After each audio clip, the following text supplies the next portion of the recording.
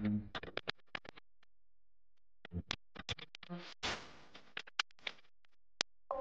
महाकुंभ संवाद संगम के एक और एपिसोड में आपका स्वागत है। मैं हूं महावीर रावत।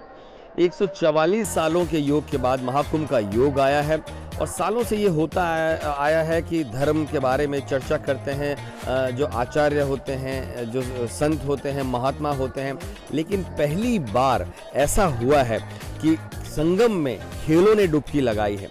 दरअसल अगले 12 साल में इस देश का क्या चाल और चरित्र होगा और क्या दिशा होगी, ये अक्सर कुंभ में डिसाइड होता है, लेकिन खेल अगले 12 सालों में कहां पहुंचेंगे, इस पर यहां पर संवाद हुआ और बहुत ही शानदार खिलाड़ी जिन्होंने देश का नाम रोशन किया है, चाहे उनमें बाईचुंग भूटिया हो, दीपा मलिक हो, दीपा कर्मकार हो, मैरी कॉम हो, वो तमाम नाम यहां पर पहुंचे।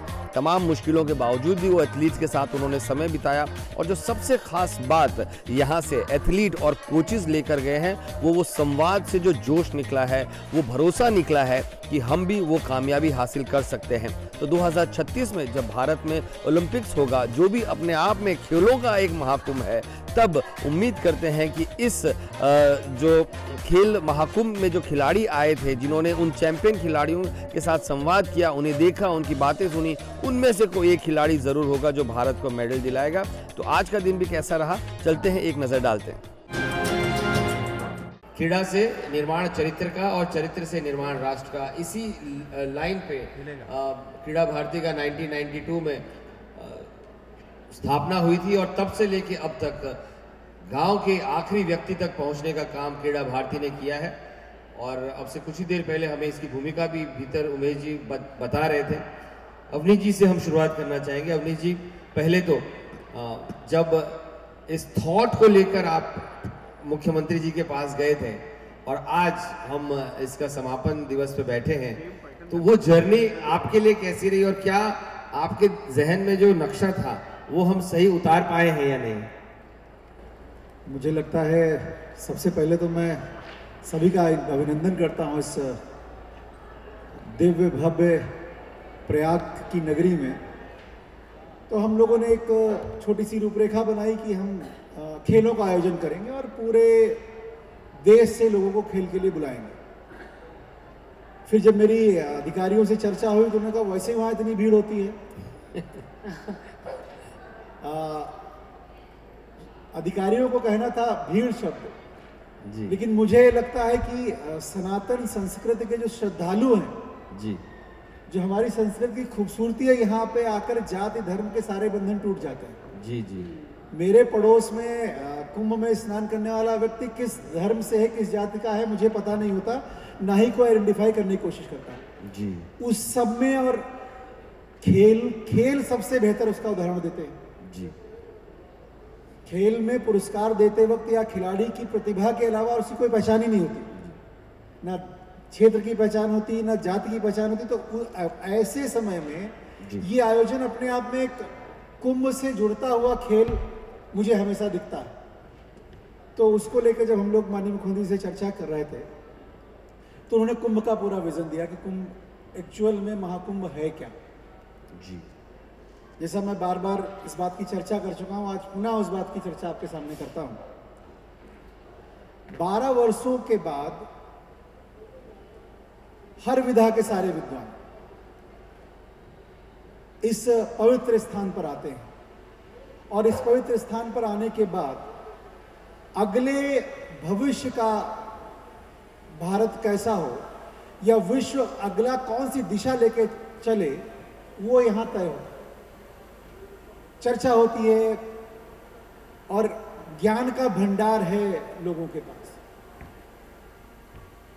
संत जब अपनी यात्रा पे निकलता है तो अनुभवों से सीखता हुआ लोगों को अनुभव देता हुआ और उनके अनुभवों से क्या अनुभव आ रहा है, ये सारा अनुभव उसके पास आता है।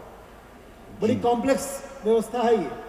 संत ने मुझसे कुछ कहा कि ऐसा होना चाहिए और फिर मैंने उस पे चला, उसके चलने के बाद मेरा जीवन कैसा हुआ ये भी अनुभव उसके पास होता है। तो इस अनुभव के आधार पर अगला भविष्य कैसे तय होगा ये सब तय होता है। तो हम लोगों को लगा क्रीड़ा भारती के हम सभी कार्यकर्ताओं को जो आज मंच पर हैं कि इससे रिलेटेड कुछ बात को प्लान करते हैं। तो ये तय हुआ कि क्रीड़ा भारती के कार्यकर्ता एक्चुअली धरातल पे काम करते हैं। बिल्कुल। हम लोग जमीन पे उन खिलाड़ियों से जुड़े हुए हैं जिनके पास सुविधाएं हैं तो भी खेलते हैं, और सुविधाएं नहीं है तो केवल टैलेंट के आधार पर खेलते हैं जी। तो उन सबको जोड़कर, और फिर उनके साथ साथ अब ये एक सरकार योजना बनाती है, सरकार ने योजना बनाई और खिलाड़ियों के लिए उपयुक्त ही नहीं है। तो इस संवाद संगम में यह तय हो, भाई सरकार वाले लोग आप योजना जो बना रहे हो कम से कम खिलाड़ियों से चर्चा करके बनाओ जी, कि मुझे क्या चाहिए, वो आप दो, मुझे चाहिए नहीं वो क्यों दे रहे हो।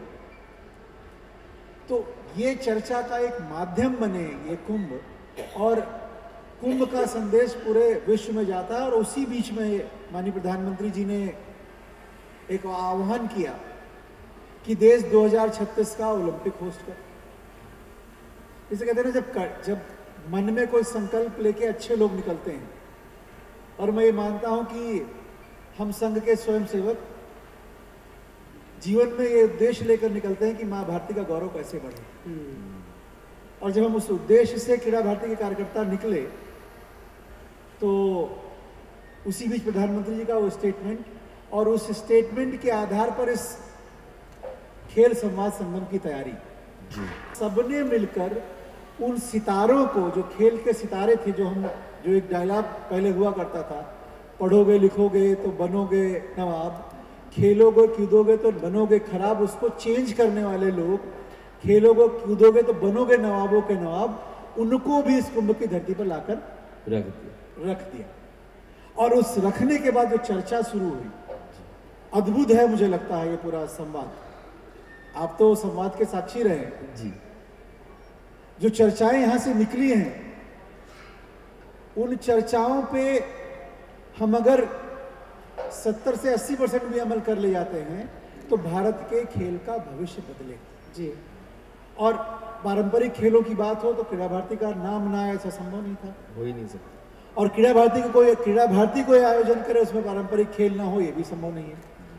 तो हमने 5 खेल लिए, और उसके साथ साथ वो खेल जो हम बचपन में खेला करते थे। तो एक बार जोरदार तालियों के साथ मंच पर स्वागत किया जाए अभिन्न श्याम गुप्ता जी का। और आपका बहुत धन्यवाद भी कि आप अपने कीमती समय में से वक्त निकाल कर यहाँ आए इस मंच पर।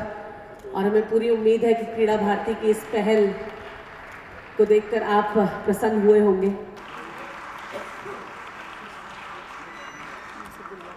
प्रयागराज की इस नगरी के बारे में हमारे युवाओं को आप क्या कहना चाहेंगे? सबसे पहले आपने खुद कितनी बार गंगा में डुबकी लगाई है, पहले बताएं। मैं खुद भी 5-6 बार डुबकी लगा चुका हूँ। हाँ। और अभी इन्हीं दिनों में? हाँ, मैं लगा चुका हूँ। और एक वर्ल्ड के लिए एक बहुत ही अच्छा मैप योगी जी ने यहाँ पे दिया है कि एक इतना बढ़िया महाकुंभ, जो कि 140 साल बाद ऐसा शुभ अवसर आया है और यहाँ पे इतना बढ़िया लगाया है। तो मैं सभी देशवासियों को बधाई देता हूँ, और मैं वापस अनुरोध करता हूँ कि ज़रूर एक बार यहाँ आके डुबकी लगाएं।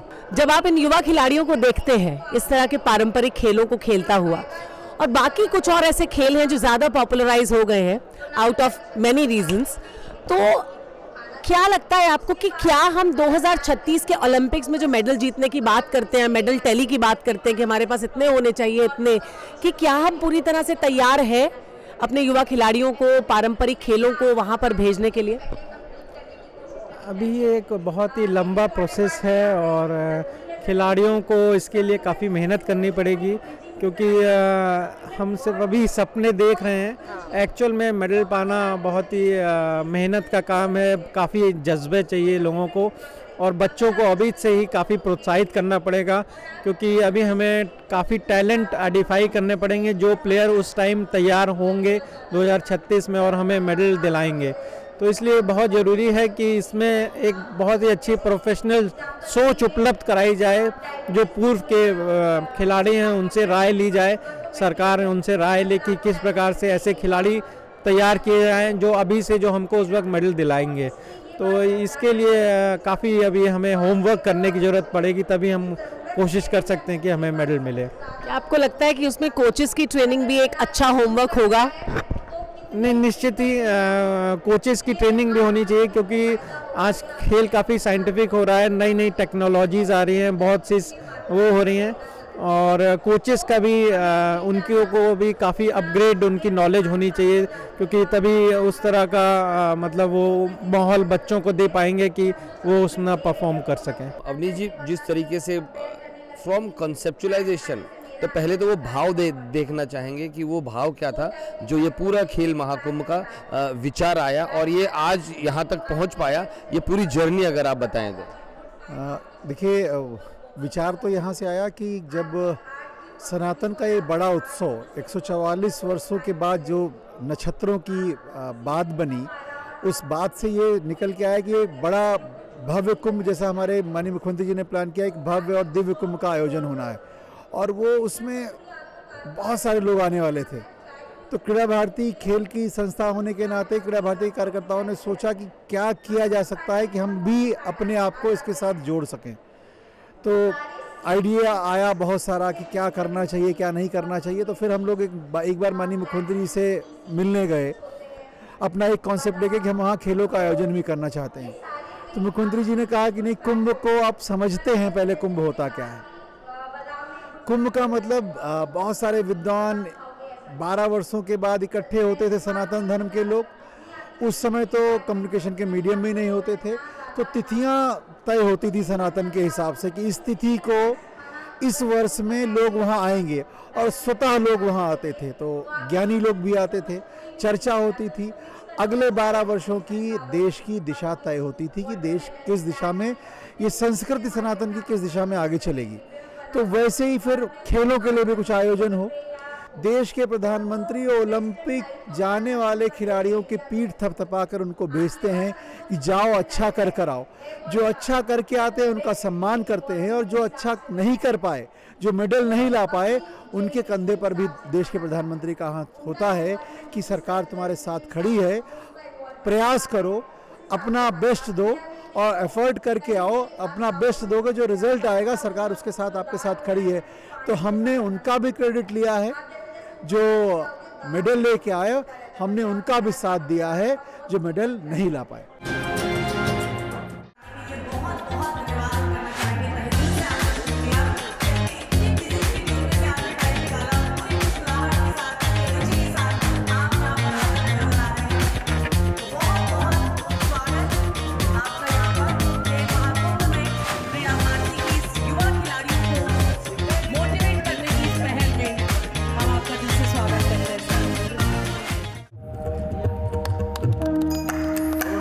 के साथ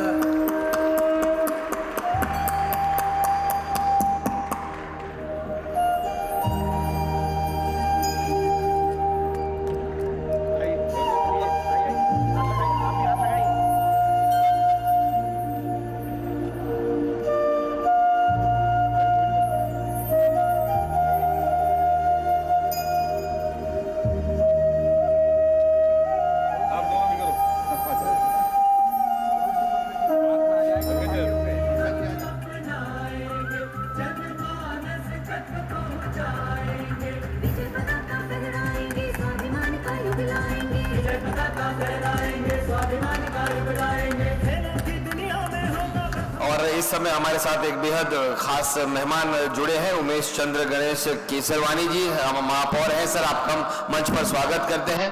बहुत बहुत स्वागत है आपका उमेश जी।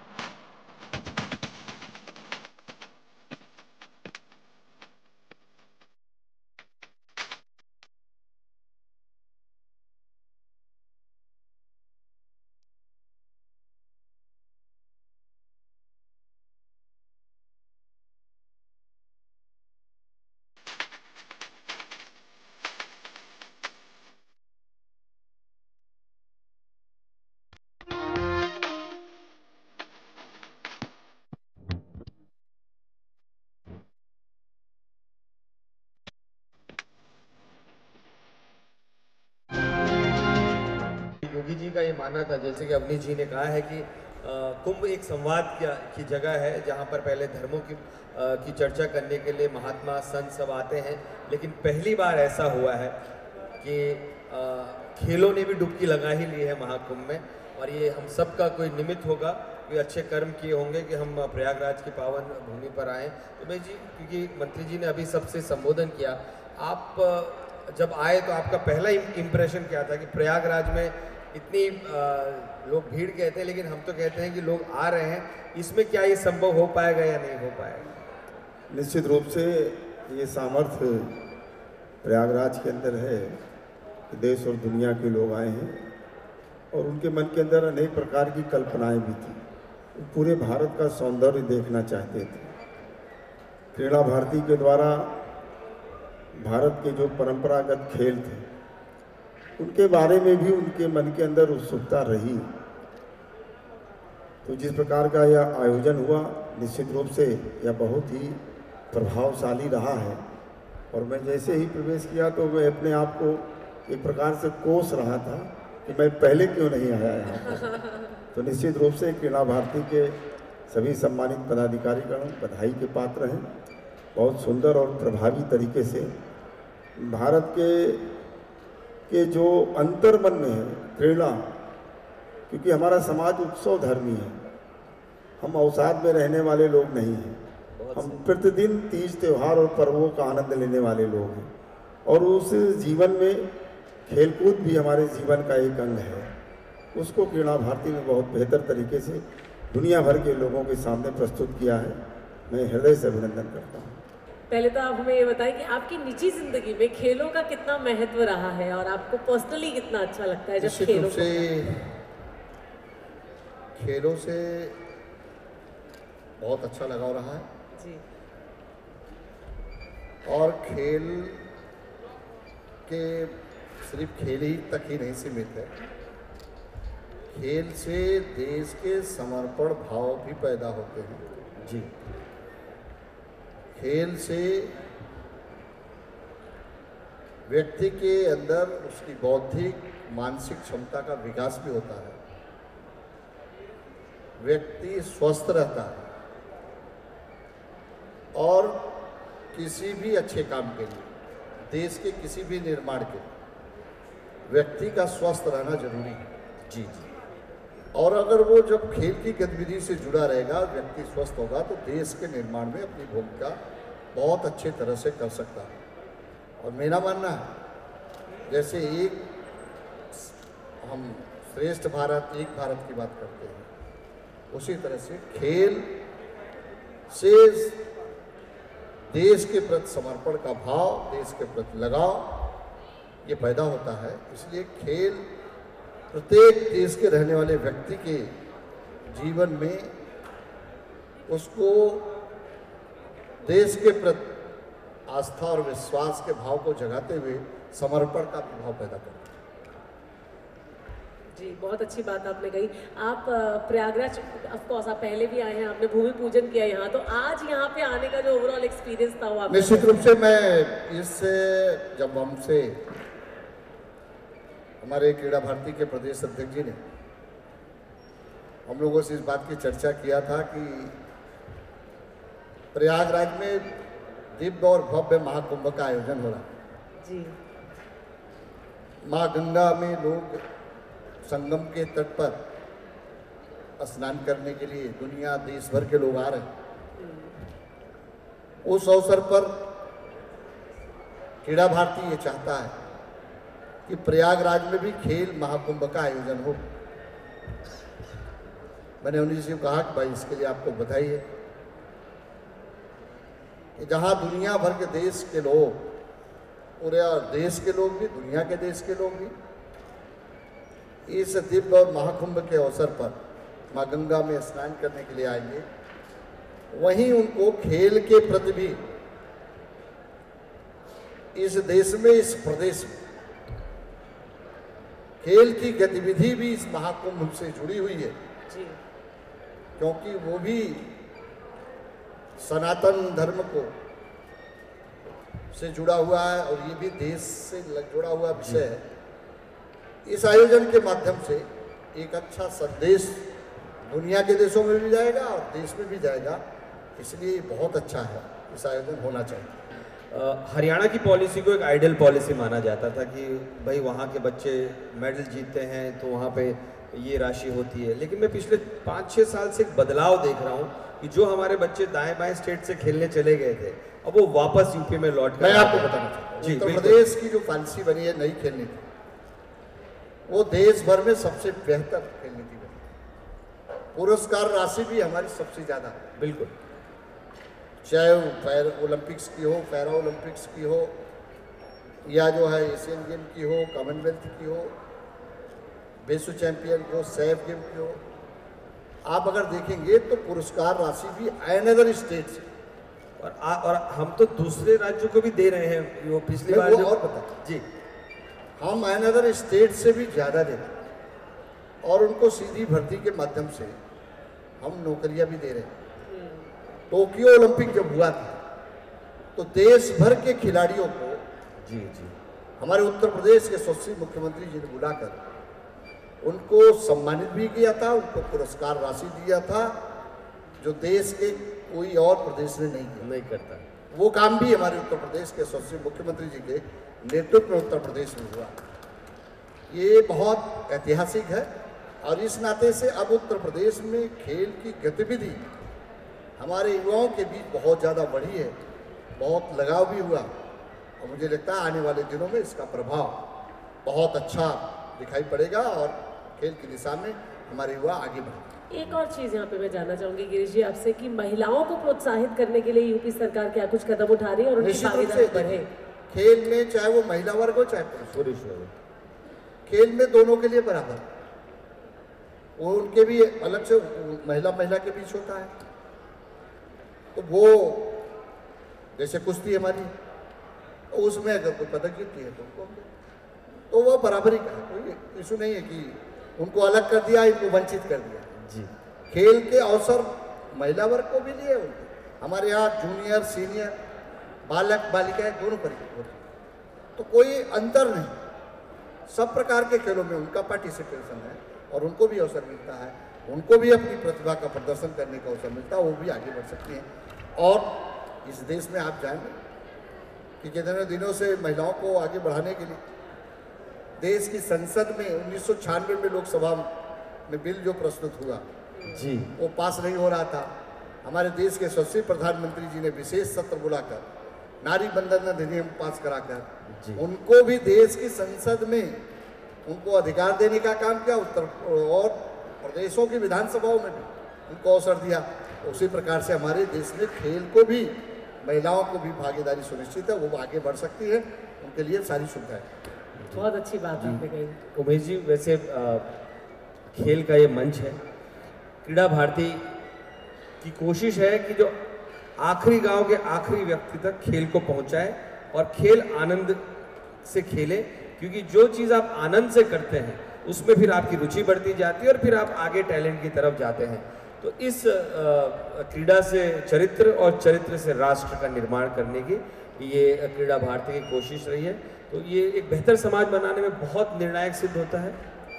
निश्चित रूप से आपका कथन बहुत ही सही है और मैं एक बात कभी कभी विचार करता हूँ, इस देश के अंदर अनेक बार सत्ता का परिवर्तन हुआ, लेकिन सत्ता के चरित्र का परिवर्तन नहीं हुआ था। लगभग 15 अगस्त 1947 के बाद से अगर देखें तो कई बार सरकारें आई और गईं, लेकिन उन लोगों का चरित्र एक जैसा था, सत्ता का चरित्र में परिवर्तन नहीं हुआ था। पहली बार देश की जनता ने महसूस किया 2014 के बाद जो सत्ता का परिवर्तन हुआ वो केवल एक सत्ता का परिवर्तन नहीं था, सत्ता के चरित्र का भी परिवर्तन रहा और एक दूरगामी परिणाम दिखाया हुआ। विचार में आता है कि पहली ऐसी ये सरकार है माननीय नरेंद्र मोदी जी के नेतृत्व में, जिन्होंने अनेक प्रकार की नीतियों को बनाने का काम किया और अंतिम पायदान तक पहुंचाने का भी काम किया, लेकिन समाज की मनोदशा कैसे बदले, समाज की सोच में कैसे परिवर्तन आए, वह काम भी माननीय प्रधानमंत्री जी के नेतृत्व में हुआ। सामाजिक परिवर्तन भी उन्होंने अपने सरकार के माध्यम से, अपने नेतृत्व के माध्यम से, अपने विचार के माध्यम से किया। ये 2019 का महाकुंभ सामाजिक समरसता का एक अद्भुत उदाहरण माननीय प्रधानमंत्री जी ने यहाँ पर प्रस्तुत किया था जब स्वच्छता मित्रों का पांव पखारने का काम पूरे देश के अंदर एक समरसता की बयार बही और यह महाकुंभ ये सामाजिक एकता का महाकुंभ बना। ऐसे अनेक जो समाज सुधार के काम माननीय प्रधानमंत्री जी के नेतृत्व में हुए, उनमें एक यह भी विषय रहा कि खेल के माध्यम से कैसे समाज को समरस बनाया जाए, आनंदमय बनाया जाए। अंतिम पायदान पर गांव और मोहल्लों में रहने वाले जो हमारे प्रतिभाशाली खिलाड़ी हैं, कैसे उनको मंच मिले। ये जो विचार क्रीड़ा भारती के माध्यम से आज जन जन तक पहुंचा है जी, उसका एक गुणात्मक परिवर्तन आज दिखाई पड़ रहा है। आज जिनके पास संसाधन का भी अभाव है जी जी, उनके अंदर प्रतिभा है, तो निश्चित रूप से उनको मंच मिल रहा है। यह एक परिवर्तन, सामाजिक परिवर्तन आज दिखाई पड़ रहा है और उसमें क्रीड़ा भारती प्रमुख भूमिका का निर्वहन कर रहा है। तो निश्चित रूप से आज ये हर एक व्यक्ति के लिए एक व्यापक अवसर है। कहीं कोई ये कहते हुए अब सुनाई नहीं पड़ता कि मेरे पास संसाधन का अभाव है, इस कारण मैं ऐसा नहीं कर पाया। संसाधन सरकार की तरफ से हो, क्रीड़ा भारती की तरफ से हो, ये आज उनके दरवाजे अपने युवाओं के पास स्वतः चल करके पहुंच रही है। यह परिवर्तन आज दिखाई पड़ रहा है और इस परिवर्तन का साक्षी यह महाकुंभ में भी है। तो निश्चित रूप से क्रीड़ा भारती का यह काम कि गांव तक, अंतिम पायदान पर बैठे हुए व्यक्ति तक, अंतिम पायदान पर बैठे हुए खिलाड़ी तक सारे संसाधन पहुँचे। सरकार भी, हमारी माननीय मंत्री जी यहाँ पर बैठे, जैसा कि उन्होंने बताया भी कि उत्तर प्रदेश की सरकार ने जो खेल नीति बनाई वो सब उनके केंद्र में वही है, क्योंकि वास्तविक ऊर्जा भी उनके पास है। गांव के अंदर खिलाड़ियों का अद्भुत शौर्य उनके पास है जी जी। मैं भी जब महापौर बना प्रयाग की जनता के आशीर्वाद से, तो मैंने भी यहाँ खेलो प्रयागराज का आयोजन कराया। अच्छा। उसमें सारे परंपरागत खेलों को जोड़ते हुए और बहुत सुंदर आयोजन में लगभग 5000 नौजवान उसमें प्रतिभाग किए। क्योंकि मैं भी खिलाड़ी रहा, क्रिकेट खेलते थे, तो इस नाते खेल के प्रति मेरा भी। और एक बात मैं महसूस करता हूँ जी कि जो हमारे युवा हैं, ये जरूरी नहीं कि सब नेशनल और इंटरनेशनल खेल, बिल्कुल बिल्कुल, लेकिन खेल के मैदान से जो उस युवा के अंदर अनुशासन मिलता है जी, टीम भावना जो डेवलप होती है उनके अंदर, वो जीवन पर्यंत काम आती है। वो हर एक क्षेत्र में, जो जिस क्षेत्र में भी जाएंगे, एक खेल का मैदान उनको अनुशासित रहने का की प्रेरणा देता रहता है। यह और कहीं दूसरी जगह नहीं मिलेगा जी, केवल खेल के मैदान से, खेल के माध्यम से ही मिलता है जी। और मैं आप दोनों महानुभाव को एक बात बताता हूँ। यूपी के एक लड़के ने, मैं जानकारी के लिए बता दूं कि जैवलिन में नया नेशनल रिकॉर्ड बनाया। इस समय जैवलिन हमारे देश का सबसे बड़ा खेल है। तो सचिन नाम का लड़का है, उत्तर प्रदेश का, यूपी पुलिस का लड़का है, उसने 84.39 मीटर फेंका है, जो कि 84 का मार्क उन्होंने क्रॉस कर दिया है जैवलिन में। लेकिन सर अभी भी हम मेडल टैली में यूपी अपने पॉपुलेशन का डायरेक्ट इम्पैक्ट वहाँ नजर नहीं आता है। वहाँ मणिपुर जैसे राज्य है, महाराष्ट्र जैसे राज्य है, पंजाब है, चंडीगढ़ है। तो कल्चर बदलने में कितना समय लगेगा? एग्जाम्पल देता जी बिल्कुल। एग्जाम्पल देते, एशियन गेम हुआ, बिल्कुल एशियन गेम में देश भर में 100 कुछ मेडल जीता, 107 मेडल में उत्तर प्रदेश ने 25 मेडल जीता, पहली बार। बहुत बढ़िया, तीसरे नंबर पर है, बिल्कुल हम तीसरे नंबर पर आए। आपको आने वाले दिनों में उत्तर प्रदेश की प्रतिभा जो है, हम निखारने का प्रयास है, उनको संवारने का प्रयास है, हम तलाशने का प्रयास है। वो आने वाले दिनों में वो आपको दिखाई पड़ेगा। तो गिरीश जी, आपसे बस आखिरी अंत में ये ज़रूर जानना चाहेंगे कि जितने भी हमारे युवा खिलाड़ी आज आपको देख रहे हैं, बहुत इंतज़ार किया उन्होंने आप लोग का यहाँ पर आने के लिए, तो उनको आप क्या मैसेज देना चाहेंगे कि अंतर्राष्ट्रीय स्तर पर अगर उनको जाना है तो किस तरह से उनको अपने आप को प्रैक्टिस करना चाहिए? हमारे जो युवा खिलाड़ियों ने इस खेल महाकुंभ में पार्टिसिपेट किया जी, उनको मेरी बहुत शुभकामना है कि खेल की गतिविधि से जुड़ के नियमित रूप से खेल की गतिविधि से अपने रोज प्रैक्टिस भी प्रारंभ करें जी। अभ्यास अगर निरंतर रूप से करते रहे तो हर खेल की, और वो जिले स्तर पर हो, कमिश्नरी स्तर पर हो, स्टेट लेवल पर हो जी, नेशनल पे जाए, राष्ट्रीय स्तर पर जाए, अंतर्राष्ट्रीय स्तर पर जाए, इसके लिए मेरी उनको बहुत ढेर सारी शुभकामना है। वो इन माध्यमों से जुड़कर खेल की गतिविधि से निरंतर रूप से लगाव रखकर वो जुड़े रहें और देश और प्रदेश का नाम खेल के जगत में रोशन करें, ये हमारी शुभकामनाएं। बहुत बहुत धन्यवाद गिरीश जी, आपका भी उम्मीद यानी खिलाड़ी खेलते रहे, बाकी सब सरकार उनका देख रेख कर ले।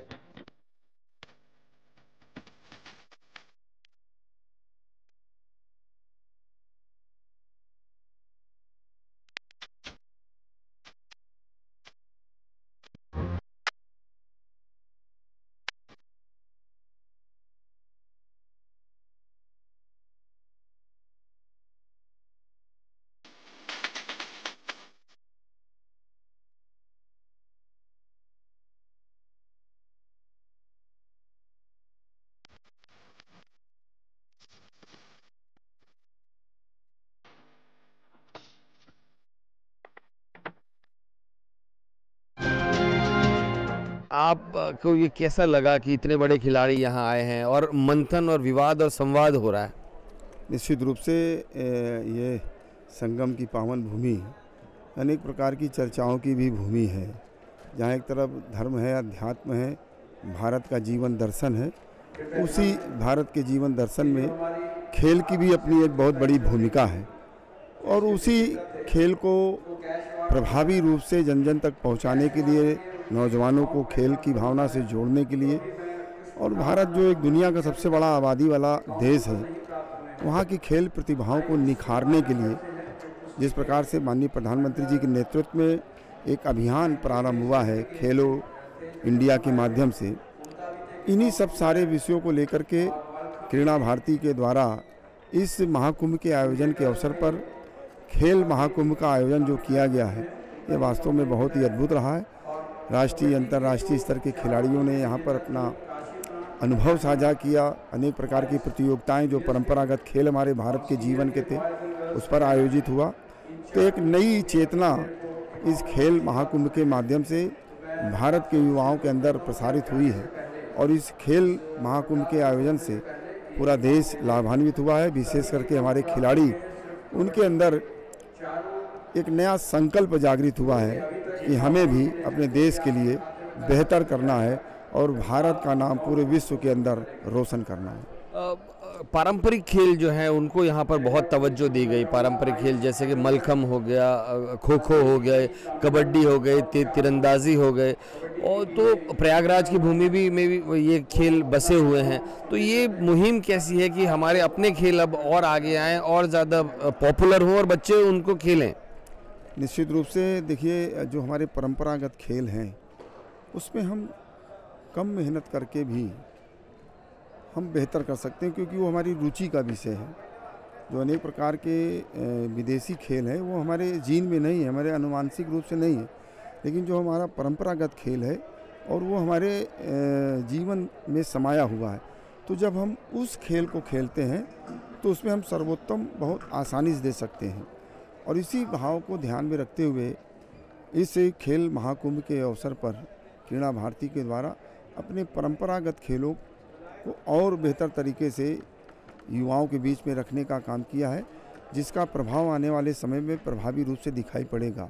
जब हमारे परंपरागत खेल, जैसे आज हमारा भारत का जो जीवन दर्शन है, पूरे विश्व भर के लोगों को आश्चर्यचकित कर रहा है। उनके अंदर एक आतुरता है कि अरे भारत का जीवन कैसा है।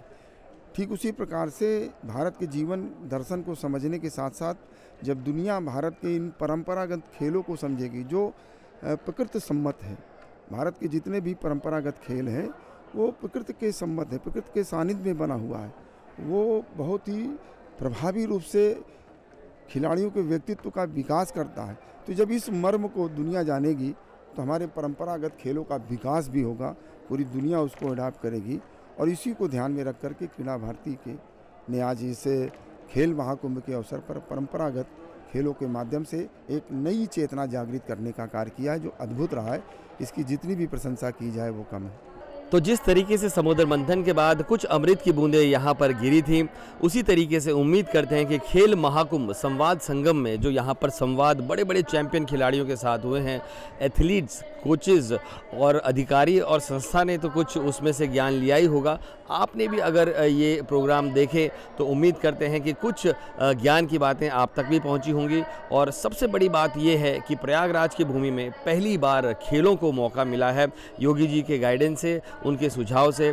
और जो एथलीट्स यहाँ पर आए, न केवल वो यहाँ पे एक बहुत अच्छा अनुभव लेके गए, लेकिन चैंपियन खिलाड़ियों से बहुत कुछ सीख कर गए होंगे। और यही एक जर्नी शुरू होती है भारत के चैंपियन बनने की। तो प्रयागराज की पावन धरती से दूरदर्शन स्पोर्ट्स की तरफ से इतना ही। दीजिए हमें इजाज़त।